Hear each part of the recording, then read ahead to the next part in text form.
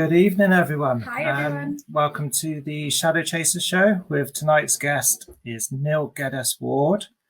I hope you're enjoying the sunshine. It's been a lovely weekend. Beautiful weather. Hope you're not too burnt. I'm just going to wait for people to come join us on here first and say hi, and then we'll get going with the show. So we'll just wait for the comments to roll in.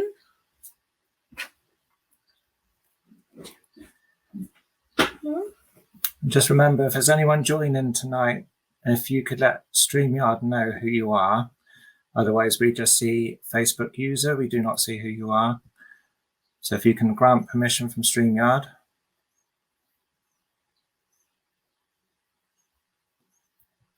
Should we bring Neil on? Bring Neil on. Yeah, let's bring Neil on. Hi, Neil. Hi, Neil. Hi, David and Jessica. How are you? Not too bad, and Very you? well. How have you been? Fine. Yeah, I'm fine. Toasting nicely in this very hot, sticky heat. We're Trying not to go out melting. too long. Yeah, I don't want to melt too much. So, like most vampires, I'll only go out when it's a full moon. Right, just for the viewers watching, could you explain a little bit about yourself and what you do? Yeah, sure, no problem. Well, I'm Neil Geddes-Ward, as you wondered about the pronunciation earlier. We had to double check. Yeah. I'm predominantly known as an artist. I do artwork. Some people call it pagan and visionary. I kind of move in different sort of areas in the artwork, but I've done a lot of witchy and wizardy magical artwork over the years. Exhibited around the UK, Glastonbury, Croydon, places like that. Mm-hmm. But I'm also run a paranormal chat show, similar to yourselves, but it's on YouTube and also on Spreaker for the Paranormal UK Radio Network, and it's called The Paranormal Peep Show, and I co-host that with a friend of mine called Annie Chaplin. We've been doing that for about 4 years now, and we have lots of different guests chatting about the paranormal, their particular expertise or knowledge in it. And also I have run my own paranormal group, not in the sense of doing research like going out ghost hunting, but where when we were allowed to go to pubs, when there weren't lockdowns, I would set up a monthly speaker who would come along to a certain pub in High Wycombe in Buckinghamshire. And rather like yourselves doing a show like this now with me as a guest, we would have a guest in person speaking to a pub audience of people that were interested in various topics of the paranormal, alternative scenes, that kind of stuff. So I ran that for a number of years as well. And I also am an author. I co-wrote a book called Fairycraft about the world of fairies many years ago. And I'm currently writing my own book called Encounters with Fairies, Ghosts and Spirits. So I not only cover the world of the Fae to a certain extent, sightings of the Fae, but I go into spirits and ghosts and what people have had as really weird encounters with those as well. And I'm also a musician, a lapsed musician. So, there's lots of strings to my bow, pardon that. Yeah. Lots of many hidden talents. Well, not hidden. I'm trying to tell everybody about them. Yeah. Excellent. It's good to have a different variety, isn't it? Absolutely. It stops me getting bored. That's right. That's the main thing. I've seen quite a lot of your paintings, actually, and they are pretty awesome. Oh, thank you so much. Thank you. Some of them are, yeah.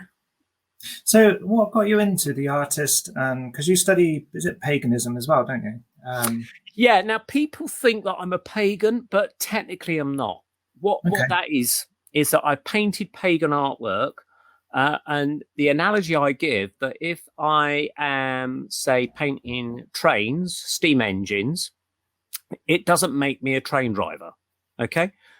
I would just merely be painting them, and I might have a certain knowledge of how the trains are constructed and everything like that to paint them realistically.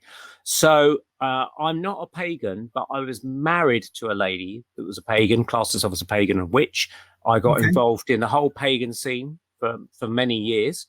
And so I started to think, well, that's provided an inspiration for the kind of artwork that I wanted to do. I was into doing fantasy, new age sort of stuff. And then I started doing more witchy stuff, ritualistic kind of artwork, and then started doing fairy artwork as well.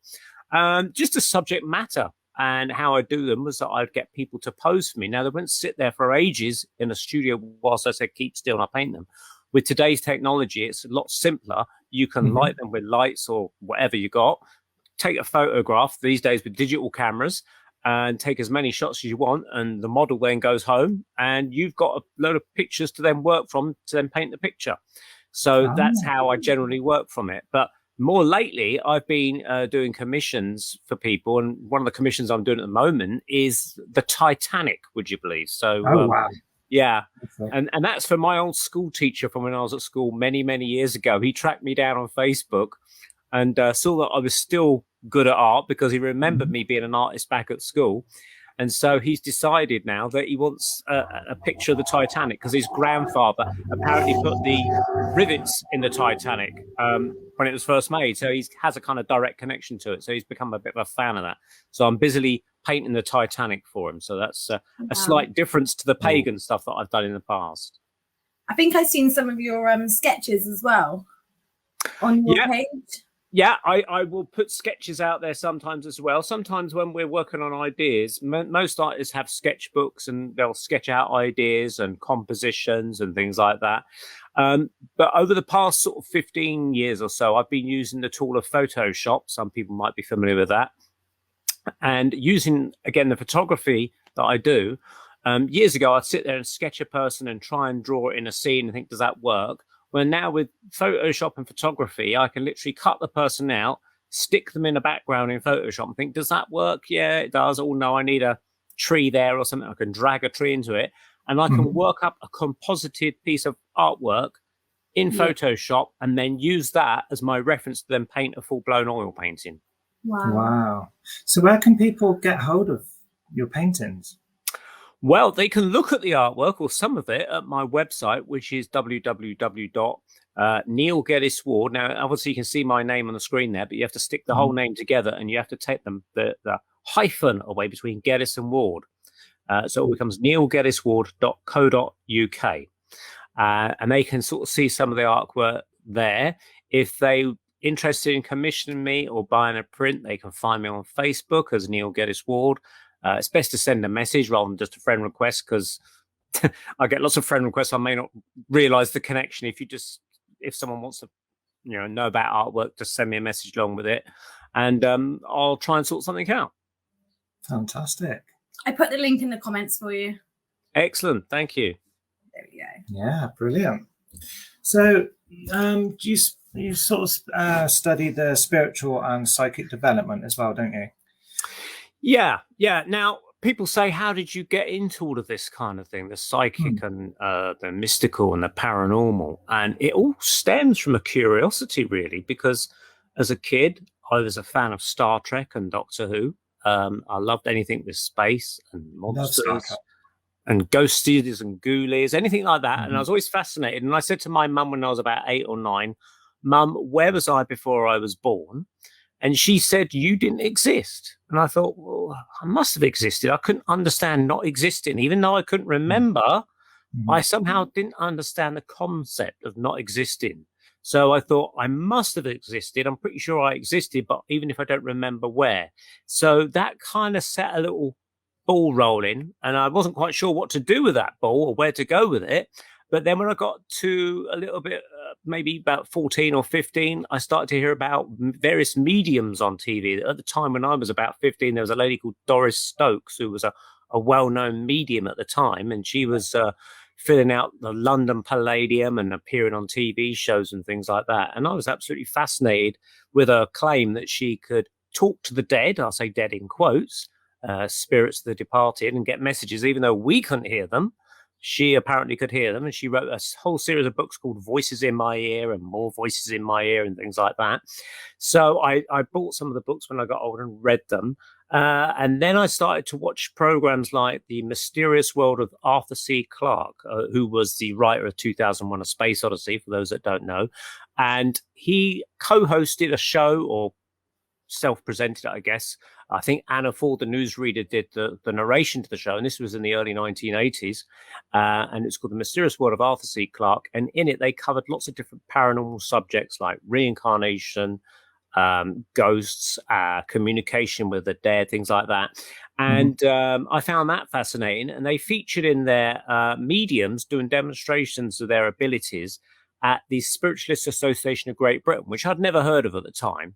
But I remember recording it onto VHS tape and thinking, I've got to find out about this place. But so in the days before the internet, you'd ring up 192 direct for inquiries and say, can you give me the telephone number for the SAGB in London? And they gave me the phone number.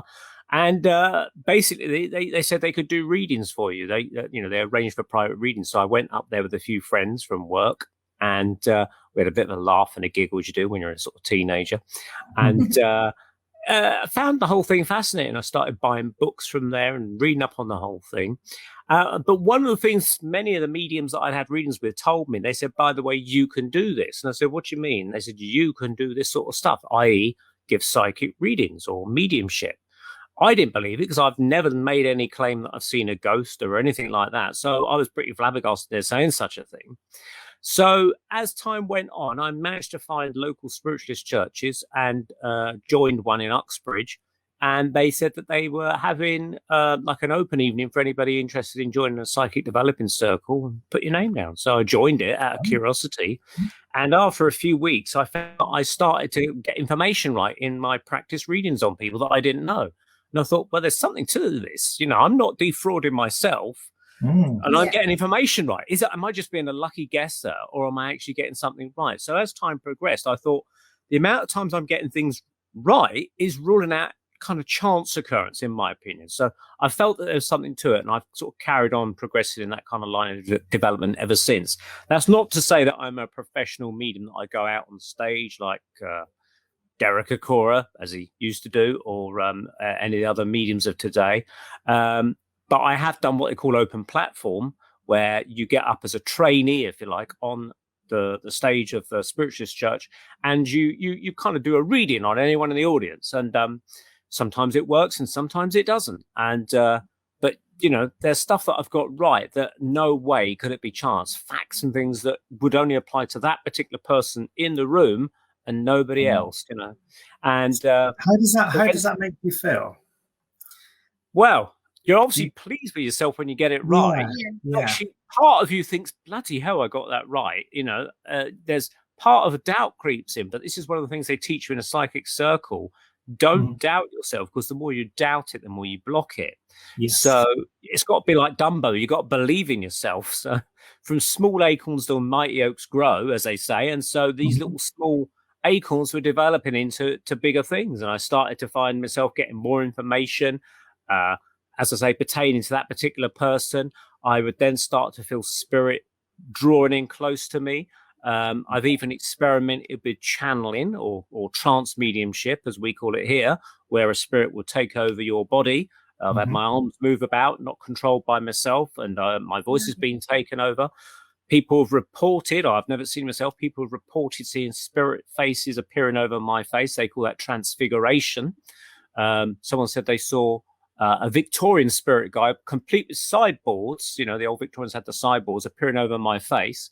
I thought it was Elvis, and I was all shook up. But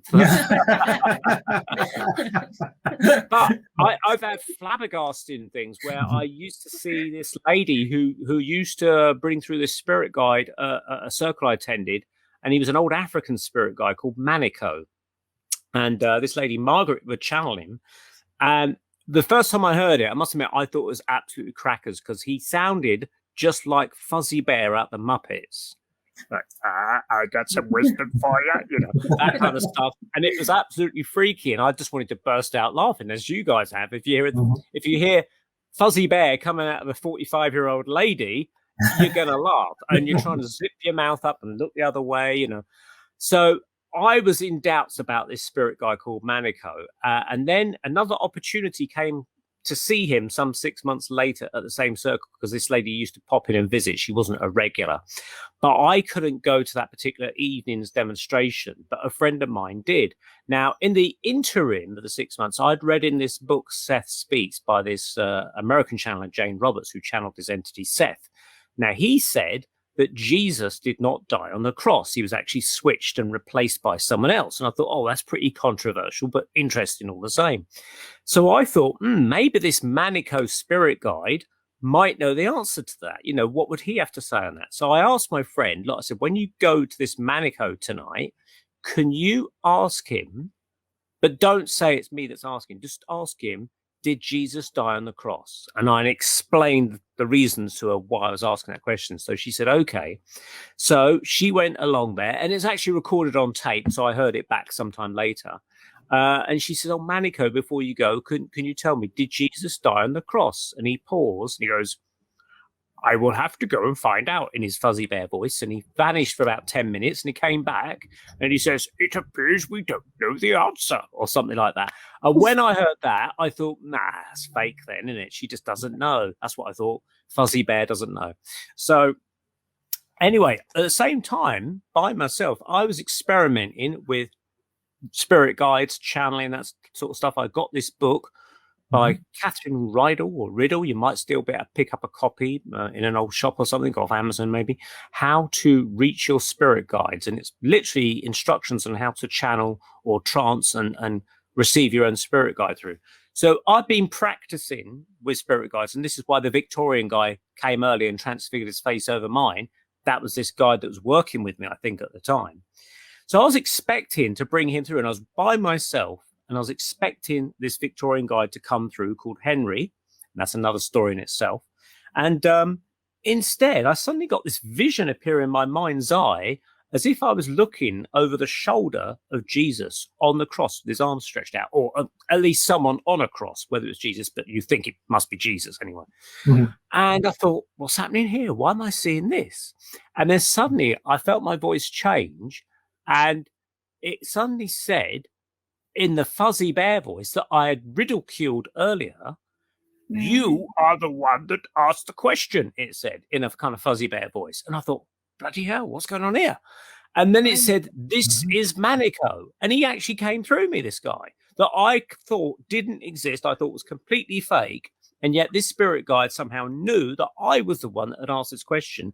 Even though my friend Fiona didn't mention my name or anything, he somehow knew I was one that asked the question and came not to chastise me, but just say something about it and say, you're the one that asked the question, rather than Fiona, I know it's you. And he picked me out. But the shock of all that broke me out of trance because I couldn't believe it. I sort of woke up going, oh my God. So that really freaked me out. I wasn't scared by it. I was just freaked out and shocked by what had happened because I didn't think it was possible because I dismissed the whole thing as fake. So that's where the paranormal comes around and bites you on the bum sort of thing. Yeah. I mean, we kind of see it from obviously ourselves because we do, we're trying to open up a lot more with meditation. We've been told to try and contact your guide by having a relaxed mind. We do what's known as the gateway experience. Which basically is guided meditation. You sit there for about half an hour and you go through, they kind of teach you through how to relax and things to think of. Focus, isn't it? It seems to be doing the job. I mean, we keep at it, we keep doing it, and it's definitely improving. I would say seeing things more so. I've still yet to know who my spirit guide is. I'm still not understanding how you will know. I guess in time, because we're still on the first section, so maybe by the time it gets to the 7th section, you might have a better understanding. But at the moment, I'm still trying to figure it out. They say that spirit guides say, look, you don't really have to worry about who we are or what our names are. But they kind of understand that that's part of the curiosity of the human condition. Who are you? Where did you live? What did you do? That kind of thing. We got to label everything, haven't we? And but to them, it's no strict importance. They're just there as an emotional sort of support, something like that anyway. Which brings me to a very important point about spirit guides. A very interesting story, which it again proves to me the existence of spirit guides that are out there, because I think Manico proved himself and I doubted that. Many years ago, I was learning to do tarot card readings, which, lots of people experiment and they try their hand at different things. And I was doing tarot card readings. And again, I think I was good at it, but I think I didn't realize I was actually using my own psychic ability as part and parcel of the reading itself, So most people came to my house and I did a reading for them, but I had one particular call from a little old lady who lived about 6 miles away or something. She says, I don't drive. Can you come to me? And I kind of thought, oh, all right, then I'll do it, So she gave me her address, and this is before the internet. I found it somehow. I can't remember how I found it. And I went in there. She lived in a little bungalow, and I gave her the reading, and she says, thank you very much. That was very accurate. She was quite trusting, this old lady, inviting a complete stranger into her house like me, a male and that. It could have been anybody, but she was very trusting, very sweet little old lady. I did the reading. She said, it's very good, but there's one thing you didn't mention. And I said, well, what's that? And she says, you didn't mention about my husband. And I said, well, if I felt him around, I would have definitely mentioned him, I said. But I said, I did not feel him around. Yeah. So she goes, that's very interesting. Let me show you this. Now, as I said, she lived in a bungalow. So we just went out into the hallway and she opened up the bedroom door and she said, in this bed, my husband spent the last year of his life sick in this bed. And she goes, he was so ill that he had an oxygen mask with a tank of oxygen by his bed to help him breathe. And she said one day she was lifting him forward and trying to make his pillows more comfortable for him, to try and make him more comfortable. And he said, I feel so ill.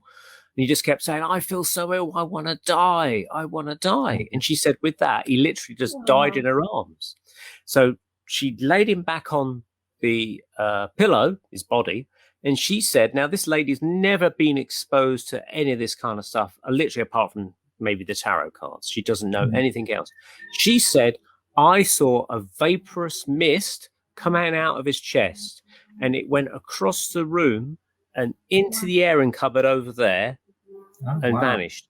Now, she said, and I told my doctor this, she said, and he just laughed at me. She goes, but I know you won't laugh at me. She goes, 6 months later, in the middle of the night, I woke up and I saw coming out the same cupboard, and this was her words, and this was from the mid-90s, okay? She says, I saw a red Indian. Now, we might say Native American or people of the First Nations. That's the new words of today, But she said red Indian. She goes, I saw a red Indian. She didn't say the word guide. She just said, I saw a red Indian. She said, complete with feathered headdress, war paint, even a bone necklace he wore, bare-chested, but she couldn't see the legs, only saw him from the waist upwards. And she said he was doing this as if trying to claw his way out the cupboard. But she said behind him, there was a man behind him in the shadows, not so clear. And she said she thought a third person behind that man who appeared to have a hat on of some sort. But she said I could clearly see the Indian. And he was not doing it once. He was doing it every single night. He was trying to come out of this cupboard, the airing cupboard. And she says, what do you think's happening? And I said, well, I thought, my God, it's a shame the doctor laughed. But I did kind of want to laugh secretly.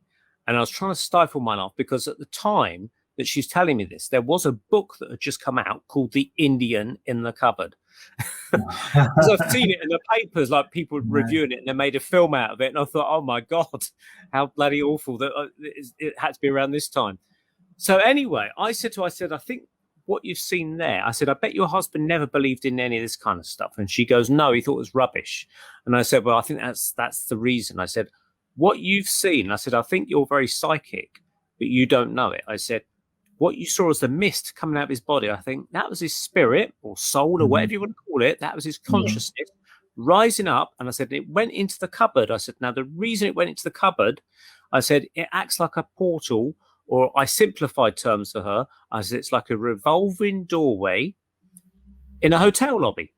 I said, you can go in it, but you can come out of it. And I said, because your husband did not believe in this kind of thing, I think he didn't have a great understanding of how to come back by himself. And I said, I think that spirit, and I explained spirit guide to her, and I explained what they were. I said, I believe that spirit was trying to bring your husband back. And I said, I think that was who was behind him. And she goes, but it's happening every night. What shall I do? I said, well, try asking him questions. What do you want? How can I help you? What do you want to say to me? Anything like that.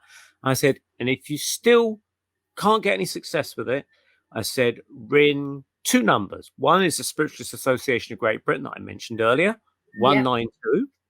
Or I said, there's the College of Psychic Studies, again in London, again on 192. ring them up, tell them exactly what you told to me, and ask for help. And after that, she said, thanks very much. And I drove home, not wanting to look in my rearview mirror as I drove home.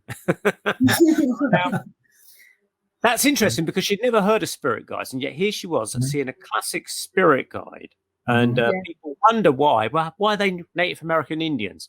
And the reason that I understand, anyway, I mean, people may have different opinions, is that the spirit guides that tend to come through tend to be people who on Earth were quite spiritual themselves. So sometimes they might be monks, or they might be nuns, or they might be wise Chinese men. But a common majority of them seem to be Native Americans because they lived or tried to live in harmony with nature. They did worship their version of God, the Great Spirit, or something like that. But they always thought about, when they made decisions, 7 generations ahead. How does it affect the 7th generation beyond the next generation? They tried to make long-term decisions. And so they lived in harmony with nature. And so therefore, when they die, I think they go up to the next level than the average Joe as such, like us.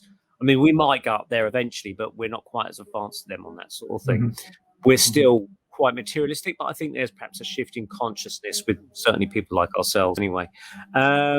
So yeah, I think that's why most spirit guides tend to be Native American Indians. But as we heard from Manico, he was an African guide. So it's not always the rule of thumb. But in a lot of seances that I've heard, particularly materialization seances, it's mostly spirit guides that tend to materialize and come out of seance cabinets. And I can talk about those if you want, if you wonder what a seance cabinet is. Go for it. Enlighten us. Yeah. Okay. And good evening to those people. I'm fascinated with all this. Okay.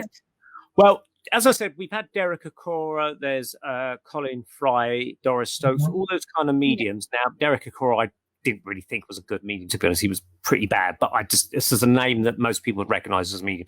They go around on stage and they do what's called clairvoyance, their mental mediumship, just like I've done on an open platform. You pick up psychic stuff, images in your mind, and you relay it to the person, hope that it might mean something. Now, there's other kinds of clairvoyance or mediumship. There's clairvoyance, which is to see. That's where you see images. There's clairaudience. That's where you hear. There's clairsentience. That's where you can pick up things like smells and things like that. Sometimes you get them all happening at the same time. So you have to kind of listen to all your senses and think, oh, I'm smelling beer. Did this person drink beer that I'm communicating with? And things like that. Now, there's very rare mediums that can do what they call physical mediumship. And that is where they can produce something from themselves called ectoplasm. Now, you might have heard of that. Maybe, I don't know. Yeah. They feature it in Ghostbusters as a kind of joke substance, but it actually exists from what I've heard. I've never seen it, but I've seen photographs of it. Allegedly it's real, but I've never seen it myself. However, there's many people who have documented touching it, feeling it, seeing it develop into forms. Now, many mediums in the past have had this ability where they would go into a trance, but they have to do it in light sensitive conditions. So if you think in the old days of when we had filming cameras rather than digital cameras, when you wanted to develop a film, you'd have to go into a dark room because the film was sensitive to light. If you opened up the back of the camera, the daylight would get it and it ruined the film. So you have to roll it up and protect it from the sunlight and then develop it. And then switch on infrared lights where it can develop and you can see what you're doing. A seance is pretty much a similar sort of thing where they would have a cabinet, which is like a box-like structure. Think of like a closet or a cupboard, or in more modern times, there's people that have used toilet tents, like you might have on a camping trip. They take a toilet tent and they actually use those and they sit inside them and they build up the energy, psychic energy, whatever energy, I can't tell you, some sort of energy that helps the spirit manifest. And what happens is this ectoplasm will come out of most of the orifices of the medium, but apparently it also comes from some of the sitters as well. And it will form inside this seance cabinet in darkness. And then when the spirits say, right, we're ready, you can switch on the infrared lights. They might have a couple of infrared lights. The rest of the room is blacked out. All the curtains are shut. They're taped up, blackened out and everything like that. And then it's safe for the spirit who's taken the form of their former selves when on Earth, and they've almost like walked into a mold of themselves. This ectoplasm has taken the shape.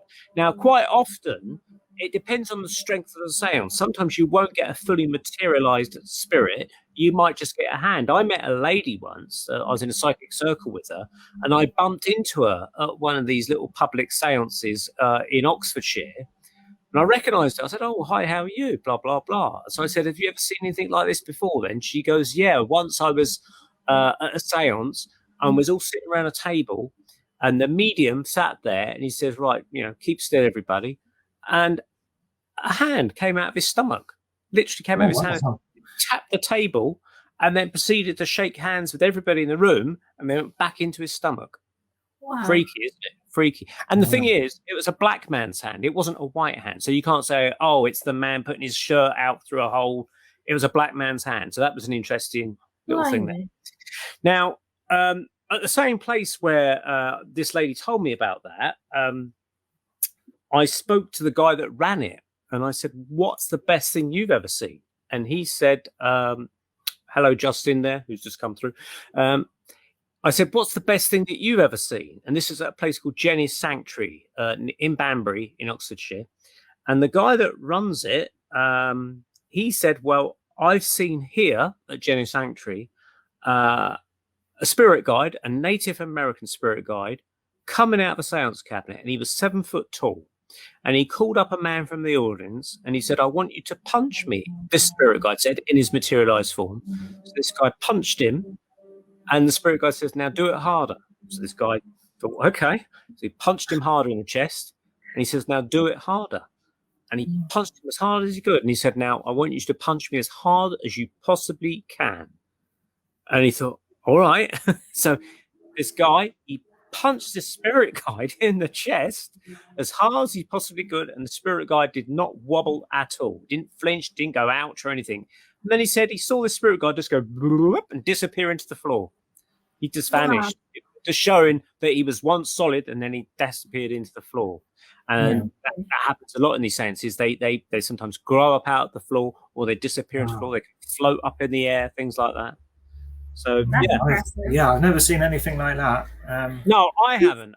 I'd love to see it, but it's a very rare phenomenon. There are mediums that still do it, but they do it in controlled conditions, and they're very distrusting of people to a certain extent. The reason being, it's quite a dangerous thing to do, apparently, because in the past there's been mediums like Helen Duncan, who was a famous wartime medium during the 1940s. She was Scottish, but she operated in the south of England a lot of time, particularly near Portsmouth. And she actually got in trouble with the then government, which is Churchill and co., and the police.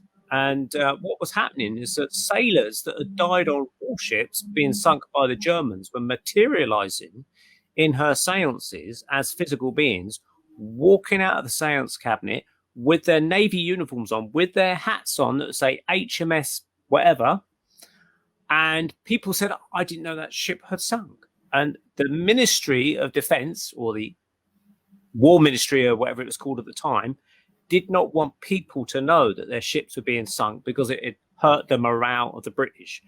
And word was getting back to the secret services that Helen Duncan was bringing back dead sailors who were blabbing about dying on ships, and they didn't want people to know about it. Now, the interesting thing is that they weren't interested in the fact that the phenomenon of life after death existed. They just didn't want these dead sailors blabbing about losing the war. They didn't be interested in the higher dimensions of life at all, which I would have thought would be a much higher thing to investigate.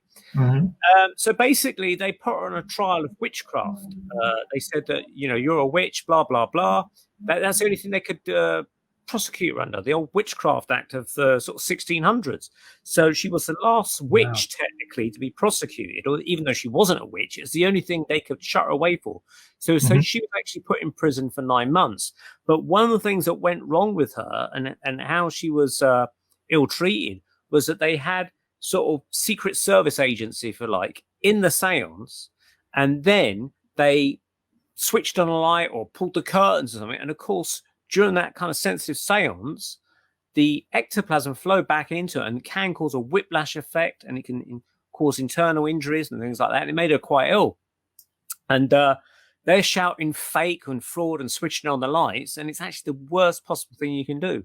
So in today's modern world, they've learned lessons from that, I think. And there's people like David Thompson, Scott Milligan. These are the people that I know that can produce this sort of stuff, that they will go into trances and that, but they will invite people, or they'll want to be known to you somehow. They might say, you can come to see a demonstration of mine, but you've got to attend one of my workshops or a couple of my workshops first. So I think that's so they can build up a level of trust about you, know that you're not some news of the world reporter or policeman or something like that that's going to do mayhem. They have to be very carefully selective, because it is this dangerous thing, and it can cause death to the medium, not maybe straight away, but maybe later on. And Helen Duncan allegedly died of her injuries. She never recovered from them. But I mean, there was fascinating cases of materializations happening in earthing. I mean, people have testified on the website, the Helen Duncan website, where although it's cried foul and things like that, she was accused of having two stomachs like a cow, where she was supposedly swallowing muslin, and then somehow regurgitating up into the shape of a human. This is what people said, which of course is rubbish.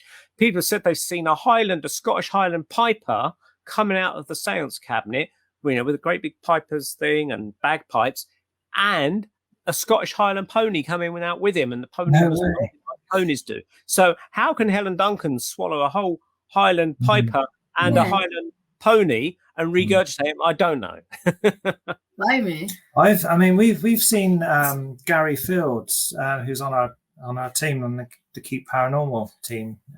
When he's done his trances. I've witnessed it on Jess, because he's done a few trance things on Jess, and I've seen it in person, and it is absolutely incredible to watch. How he can. I can't say how I answer some of the stuff that he asks. It's incredible.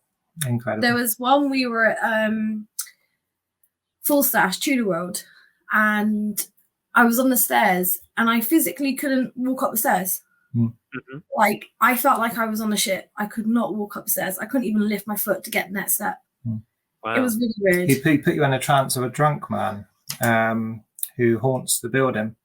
And he said you won't be able to walk up the stairs. And just I seen her trying to walk up the stairs, and she couldn't actually walk up. Physically couldn't do it. I don't know how he does what he does, but it's absolutely incredible. Almost sounds like hypnotic suggestion. Sounds like it. I'm not saying it is. Yeah, that's one thing I said to you, wasn't it? It sounds like it, but that's not how he. When he explains it to you, he doesn't use hypnosis. I have asked him that, and he said he doesn't use hypnosis. He draws the spirit close to the person, clicks his fingers, doesn't he? He does something like the bond between like your aura and theirs. And their aura, he breaks it, brings it together, and then click his fingers to separate the aura. It's very, very interesting. It all interests me, because, like I said, we've been trying to. I'd like to be like the investigator that can sense a lot more than what I actually do. A bit more, not a medium, but a bit more psychically sensitive, maybe. Sensitive, yeah. That's the one. Yeah. Not I think that medium. I mean, I don't know how it's going to go with lockdowns and things and spiritualist churches and development circles, but I mean, how I developed was in psychic developing circles, and that seems the best way of doing it, because you're getting the education of hopefully an experienced tutor, someone that knows a lot more about it than you and tells you what to do, not what to do, and it gives you a number of people to practice on as well. But obviously that has its limits, and this is why they do what they call fledgling evenings, where you would be taken out to a church, say, somewhere where you've never been before, and you're doing readings on people you never know. And this is where it really puts your skills to the test and things like that. So that's how I would maybe, do that kind of thing. If you want to sort of tune in and practice on readings, practice on people you know, first of all, but it's because you know them, you kind of think, no, I'm not sure if that's right or not. It's when you start practicing on people you don't know. And see what happens. I've seen a few spirits lately, last couple of months or so. I've actually physically seen them and described them in the street. They're wearing like Victorian clothing. That's interesting. I'm actually seeing them now, and it's only ever since doing the meditation that I've started seeing these apparitions, and what I would class as an apparition. I don't really know what I'm seeing, but they're just disappearing. Do they see you? Do they acknowledge you? This is the thing. I think Kieran asked me this one. No, they seem to go about their own business. Yeah. And I kind of, like I said, a few times I've actually stopped and slowed down where I thought they were going to cross the road and step out, and then they disappear. And I'm thinking, have I just seen this, or was it just a daydream or something? I don't know what to make of it. And I also saw one again last week. I saw one just driving down the road, actually, from where we are now. There's a woman coming towards me, walking up on the pavement, and as I drove past, she vanished. Yeah. Well, it reminds me of Harry Martindale. Do you know the case of Harry Martindale? No. You might know it as I tell you it. Certainly, maybe some of your people in the chat box and people listening might be familiar with it. Harry Martindale, I mean, he was a policeman in his lifetime, but before he was a policeman, he was an apprentice plumber. And he worked for the plumbing company in York. And in the 1950s, his company then, as an apprentice, was to actually put some central heating in, upgrade this building, which was called the Chancellor's House, in the city, just on the outskirts of the city of York, which is famous for Vikings and Romans and things like that. Now, Harry Martindale, again, he was 18. He knew nothing about that sort of stuff at all. He was just told to go and drill some holes in a wall in the basement and put some pipes through. And he'd been doing it for 5 hours, drilling holes, pulling pipes through and things like that. And he was down in the basement, and where he'd set his ladder up was a trench that had been dug into the basement, like a trench dug out. And there's actually digging down into a Roman road by archaeologists that had been there some months before, and they were going to come back and do some more stuff on it. But he didn't know that. He didn't know it was an archaeological dig. He just thought, oh, I can put my ladder in there and wedge it against the wall of this trench so it won't wobble when I climb up the ladder and spend all day drilling these holes. So whilst he was drilling there, it was getting towards the late afternoon. He kept hearing a note playing, like a whoop. He thought, what the hell's that? And he could hear it, and it's getting louder and louder. And he thought it was a radio, but it's only playing one note, and it sounded like a horn, but it's getting louder and louder. And this would be in about 1953, the winter of 1953. And what happened was, it was getting so loud that eventually he noticed a movement. He looked down, and out from below him, because he was up the ladder, remember, marched some Roman soldiers out of the wall. Wow. And then he saw a centurion come out of the wall on a horse. And of course, he was just so flabbergasted, as you can imagine. He fell off the ladder in fright, and he survived the fall because it's only like 10 feet or something. And he scrambled to the corner of the cellar and tried to hide.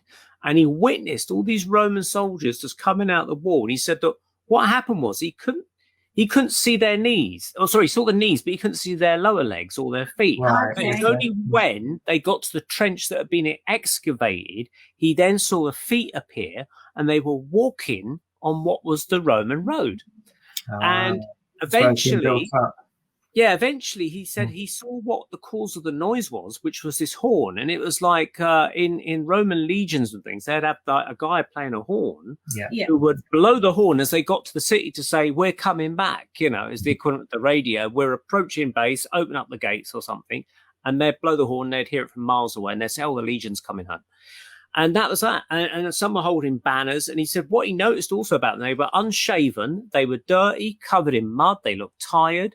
He thought he could hear them talking in a language that he didn't understand. He said they were quite small in stature as well. And he said that about 14 or 15 of them came through.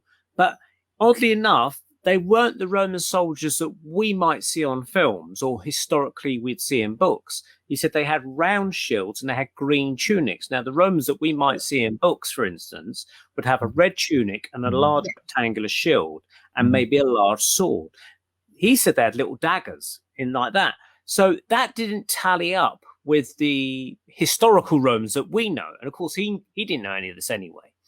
But he ran out of that room as fast as he could once they went out and ran up the stairs. And there was like an old guy there that worked at this house. And poor Harry Martindale, only 18 years old, had a look of terror on his face. And this old boy looked at him and he says, oh, it looks like you've seen the Romans, my lad, or something like that. Maybe the wrong accent. Maybe it should be a Yorkshire accent. I'm doing a West Country accent. Anyway, so obviously these Romans have been seen before, apparently. And some years later, he didn't actually tell anyone. He just didn't go back to the job. And eventually the word got out because he told his mates in the pub. He said, the reason I'm not going back to my job, and he explained, he says, don't tell anyone, but I saw these Roman ghosts coming out the wall. And word got round. And so he became known as the guy that saw the Roman ghosts. Now, archaeological people, historians and that later looked into the case, and they found in the 4th century that the Romans, the main Roman army, moved out, but they left locals to run that area of that legion, and they were employed almost like an auxiliary army force. And so they weren't given the full Roman shields and the big Roman swords and stuff. They were given namby-pamby little round shields and tiny little daggers and green to separate them from the main Roman army, because they're an auxiliary army, you see. And so he was describing something that was quite accurate for the time, but he didn't know it. So this is why it's such an interesting case. Now, in 1957, at the same place, there was a lady who was like the housekeeper of it, and it was her job to go around locking up all the doors, checking everything's locked, and she looked down the cellar, and she heard a noise, and her dogs ran down, barking, and she too saw Roman soldiers coming through the cellar. But this time, she saw them all on horses. So it wasn't like a repeat. It wasn't like a recording.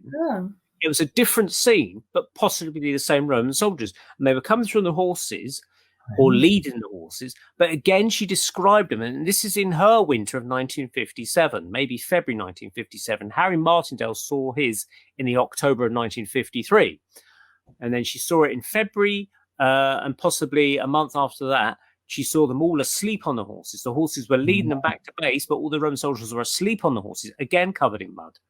So it leads me to wonder, rather than being ghosts, as in the sense of they're dead people and you're seeing their spirits that are clinging to the earth, which seems a bit of an outdated kind of idea, that somehow they were peering through time. And Harry Martindale was in his winter of 1953, say it was a Monday.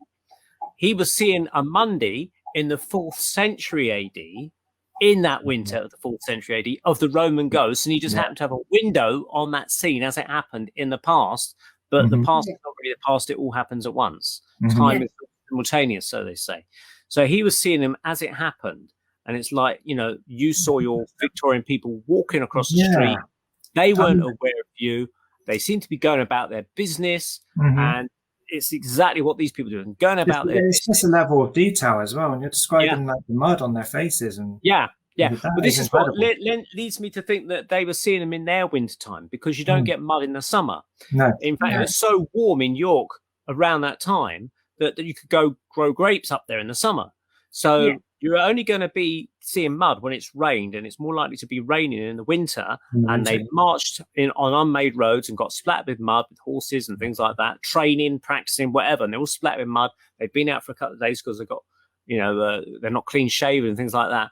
And again, in each case that they were seen later on by the housekeeper some 7 years later, the Romans were still covered in mud, but doing slightly different actions, which leads me to suggest that because she was seeing them in her wintertime, she was watching them again in the wintertime. Had she seen them in her summertime, she might have seen them in a very different kind of light, clean-shaven, clean clothes, no mud on them, that kind of thing, you see. So, it's Harry Martindale and the Roman Ghosts of York. There's a few stories lurking around the internet on YouTube. You can find out.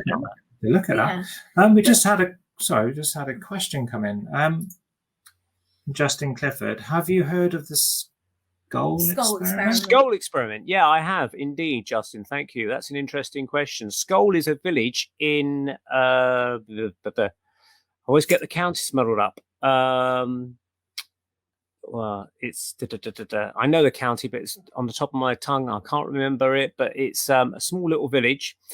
Now it's gone. The county's gone, but basically it's in the early 90s, late 80s, early 90s. There's a couple of mediums plus Robin Foy and his wife and a few other people, and they would go down into their basement, ironically, and they would be doing meditations, tuning in to spirits and things like that, and they were getting lots of physical effects. And some of the mediums would go into trance and bring through spirits who would say, try this, try that.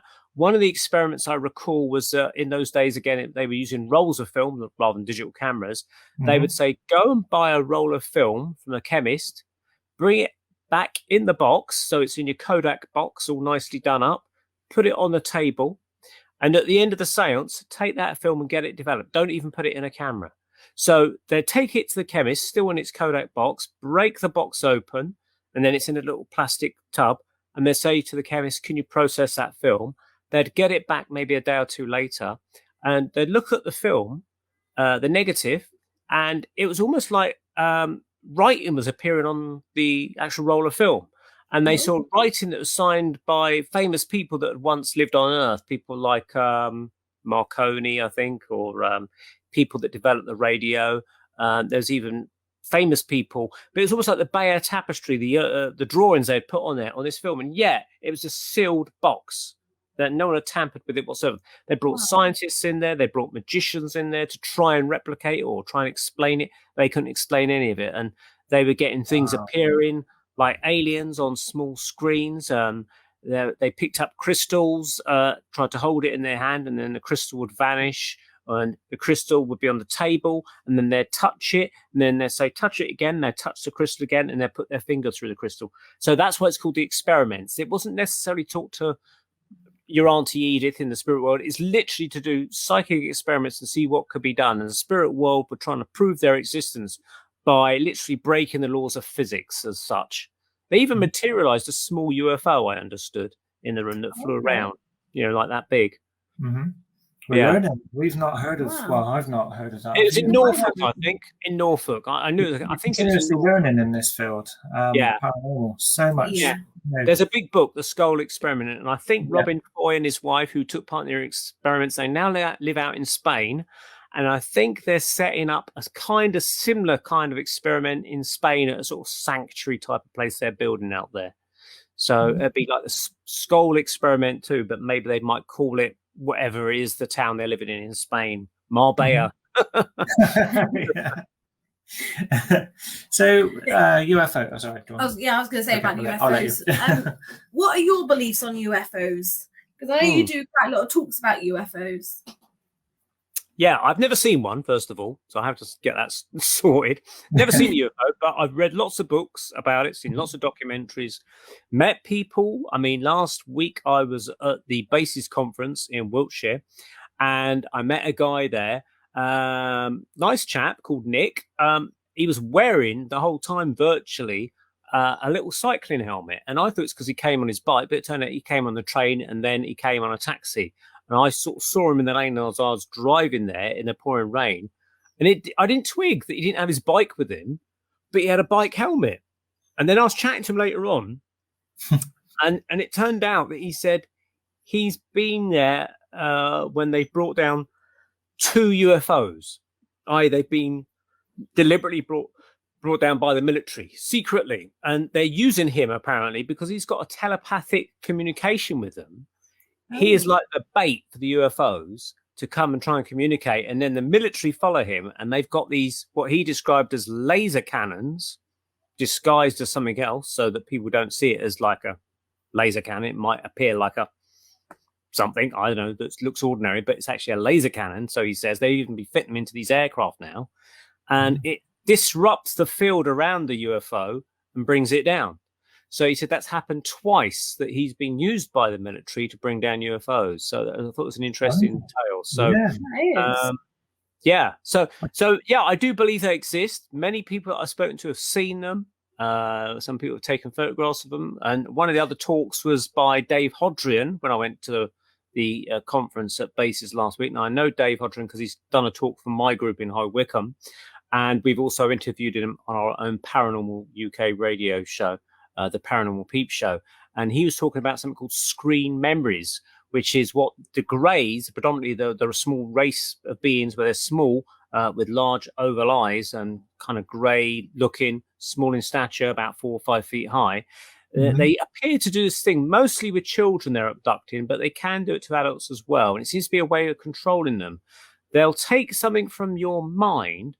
For instance, if you grew up enjoying the Teletubbies or something as a kid, or the Tweenies or Donald Duck or anything, they can appear to you as that character in the room, so that you'll be relaxed and you'll be maybe slightly in trance, and they might be doing a procedure on you, but they might appear as the Tweenies or as Daffy Duck or whatever. Predominantly, they will appear sometimes to adults as authoritative figures like doctors or military people they might appear as. They're literally taking these objects from your mind to appease you, to make you feel more comfortable. And then they do what they want with you, wherever that may be, experiments, injecting you, planting something on you, and then they leave you alone. But they might come back, because rather in the same way that you might get, for instance, vets who want to track rhinos in Africa, and they might put a dart in them with a tracker. They want to track it and come back and see how it's doing 6 months later, and they come back. And I think it's the same thing with these occupants of UFOs, the Greys. Okay. But it's not just the Greys that are coming. From my understanding, there's other races coming here as well. People talk about reptilians, supposedly. And then there's the ones called the Nordics. They come from the Pleiadian star system. And they look very much human, except they're very beautiful, blonde hair. They're called the Nordics because they resemble Scandinavian people. And they're much more like our higher cousins, if you like. They're much more advanced versions of ourselves. And they seem to be very, very advanced. And so there seems to be two fractions of Greys. Some seem to be okay with you. Others have got more nefarious reasons for messing you about. And according to what this guy, Nick, who saw the UFOs come down, says, the reptilians, he says, not really interested in mankind. They're actually after the Nordics. They want to get the Nordic technology, and that's why they're here. Yeah. That's the thing. Like, I can't dismiss UFOs because I know I've never seen one, but there are so many claims, so many different reports from all over. Yeah. And same with the paranormal. Some people don't believe, some people do. Some people don't have any experience, and that's probably why they dismiss it, don't they? But I've not seen a UFO. I've got to say. No, I mean, I'd like to see a UFO, but some people say, "Oh, you don't want to see a UFO because it might be a bad one." There's cases of that you might have heard of the cow mutilations that some UFOs are allegedly responsible for, but there's also been cases allegedly of what they call human mutilations, where bad people in UFOs do nasty things to people, and that might be the reptilians, but I can't say for sure. Because don't they say about crop circles as well? Crop circles being formed by UFOs? There is that connection that some people have made. The crop circles seem to, I mean, I know there's ones that are man-made, but I think that's there to deflect the idea that it could be ET or something. So you get these guys out there making crop circles and say, oh, well, we made it. So therefore you kind of think, oh, they're all by it. But the thing is, these crop circles appear in all different parts of the world, and they've been going around for years. It's not just like the last 20 or 30 years they've appeared. There's cases of them appearing in like in the Middle Ages in manuscripts, and they used to call them the mowing devils and things, you see. So these UFOs have been around for a long time. Yeah. That's the interesting part, isn't it, with UFOs? I mean, the stories go back years. Yeah, they do. They do. And a lot of them are in America for some reason. I don't know. I don't know. There is sightings over here. Again, is it military? Is it MOD? Most UFOs, well, if you think of America, there's 300 million people in America. So it's a larger population. It's a larger continent. So there's a lot more space to fly around in. Yeah. So therefore, there's a higher percentage of people that will more likely see them. Now, they do seem to have an interest, and it probably could be the Nordics rather than the Greys, but the Nordics might have an interest in our nuclear power plants and also nuclear missiles and atomic energy and things like that, because we've had accidents with like Chernobyl and 3 Mile Island and various things. We let off atomic bombs and things like that, and these people, they notice it, and they seem to have a concern about it, and so they check it out and wonder what's as a famous researcher called Jim Mars, the late Jim Mars, said, it's like saying, oh my God, the kids have got the matches, and that's us. We've got the matches and we're playing around with them, and really we're messing around with things that we shouldn't really be messing around with because we don't fully understand it. And it affects them. A bit like the Bermuda Triangle, isn't it? The mysterious Bermuda Triangle. With by Barry Manilow. Yeah, it's a Harry bizarre Martindale, one. who sung the song Bermuda Triangle, if you're old enough to remember that one. But yeah, I've seen quite a few things on it, documentaries. Yeah. They don't know the size of it because it seems to vary according to which documentary you see. You know, they say it's from Bermuda up to there, to there, to there. Another one's put it right up in the North Atlantic down to there, you know. I don't know. You don't hear so much about it these days. I think we're more focused on UFOs and things. And we might connect the Bermuda Triangle with disappearances of ships and planes and things like that. And it could very well be there might be something there. Flight 19 was the famous flight of 5 planes in World War II that went missing. And that was featured in Steven Spielberg's Close Encounters of the Third Kind, where these planes that had disappeared in the Bermuda Triangle showed up at the very beginning of the Close Encounters film as like, we found the planes, but there's nobody on the planes, but they came down at the mothership at the very final part of the film. Interesting. Wow, that is interesting. Wow. So going to your Paranormal Peep Show, where can people view that and find out a bit more information about it? Okay, so people can find the Paranormal Peep Show on, you can type in the Paranormal Peep Show. You can put my name or my channel, Neil Peel, Neil Peel, Peel. That's my nickname. See, Neil Orange Peel. It's a lot easier than saying Geddes-Ward. So it's called the Paranormal Peep Show. But you can also find us on Spreaker. And the way to locate us is if you type in the Paranormal UK Radio Network. That's the channel that we're on there. So it's a bit like typing BBC, where that's the network we appear on, the Paranormal UK Radio Network. And then you type that in on Spreaker, click on it, and you could do a search within the Paranormal UK Radio Network for the Paranormal Peep Show. And we bring a show out once a month mostly, although occasionally we might bring out an extra special show. Like in July, we did 2 shows because we've had the UAP report coming out, which is where they've been, the American government have done a report on UFOs, now called them the UAPs, unidentified aerial phenomena. So we did a little talk about that. And Andy Chaplin and I, who both met in a psychic workshop, we ended up hosting a show together. And we've done, as I say, we've done that for 4 years, and we have guests once a month. And we try not to be too serious about it, but we do have some serious discussions, but we try and be humorous and funny at the same time because we like to have a laugh about these things as well. Yeah. Just before we finish up, you are currently working on a new book, aren't you? That is indeed correct. So we talked about ghosts and things tonight and spirits, but I also mentioned that I co-wrote a book called Fairycraft. And so I've got this book that I'm working on called Encounters with Fairies, Ghosts and Spirits.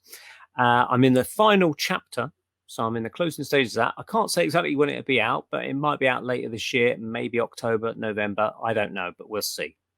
Okay, brilliant. Okay. Will that be on Amazon or would that be on your website? Possibly on Amazon for sale. Certainly, I'll try and get it. It might be a self-published one, but I'm certainly going to be looking out for a publisher or an agent soon. So if a publisher gets hold of it, they might demand changes or something like that. So in other words, it's then at their whim of when it comes out. They might withhold it until, say, next year.